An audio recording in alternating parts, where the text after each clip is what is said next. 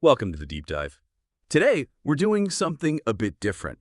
We're diving into the top 5 AI news stories from today, July 3rd, 2025. And what's really fascinating is that this entire deep dive, we're calling it AI Daily Deep Dive, was actually researched and generated by AI. So it's AI looking at AI. You've given us the sources, and our job, like always, is to pull out the key stuff, the insights you need, basically give you the shortcut to knowing what's going on. Ready to unpack this? Okay, first up, we've got a piece from the Washington Post. The headline asks, AI is making everyone on dating apps sound charming. What could go wrong?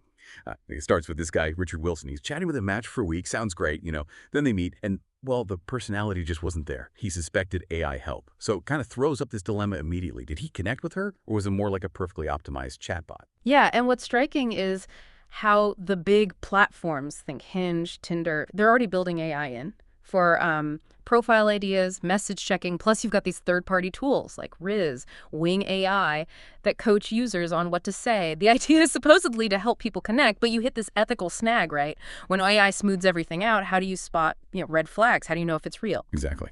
So maybe it helps shy people, gives them a boost, but at what cost?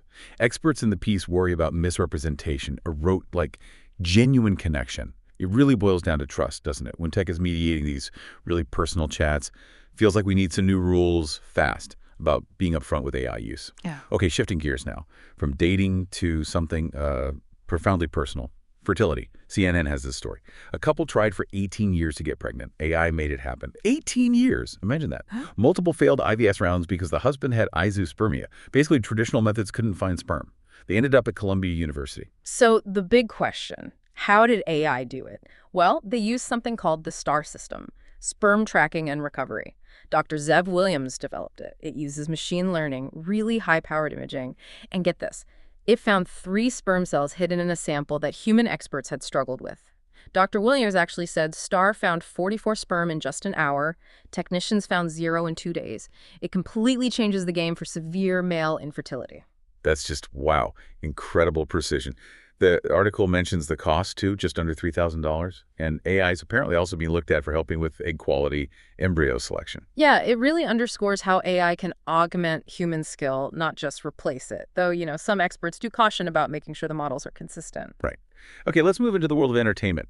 Forbes is reporting on Kling AI. Kling AI flexes its muscles with new anthology series Loading. Yeah. So Kling AI, that's from the Chinese tech firm Kuaishou.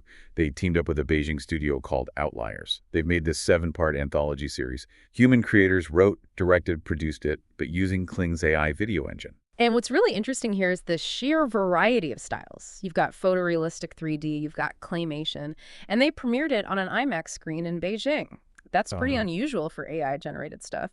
Shows how confident Kling is in the quality. The series has films like Martin Syndrome, The Galactic Gut. It shows AI can handle, complex stories and visuals. Kling 2.1 apparently makes 5 seconds of 1080p video in under a minute.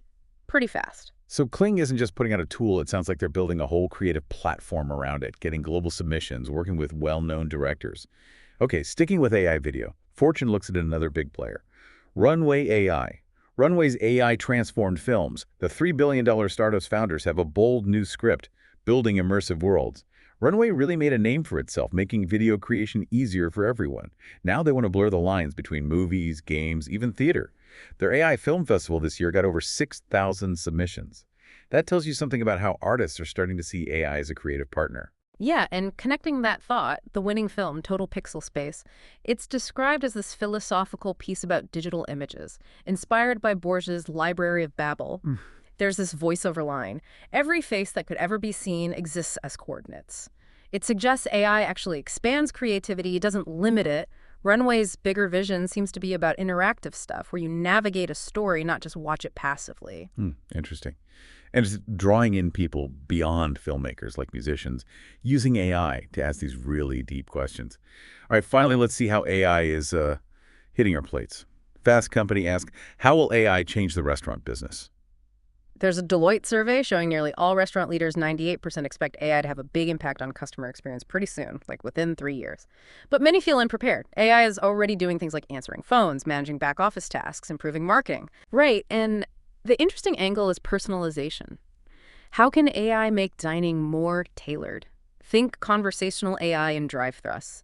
It could upsell you based on past orders, maybe even the weather. There's an example, flour plus water in San Francisco, using voice AI for phone calls, freeing up their hosts. Loyalty programs get a boost too. One example cited brought in nearly $500,000 just from personalized text messages. And it's not just the fast food places, the QSRs.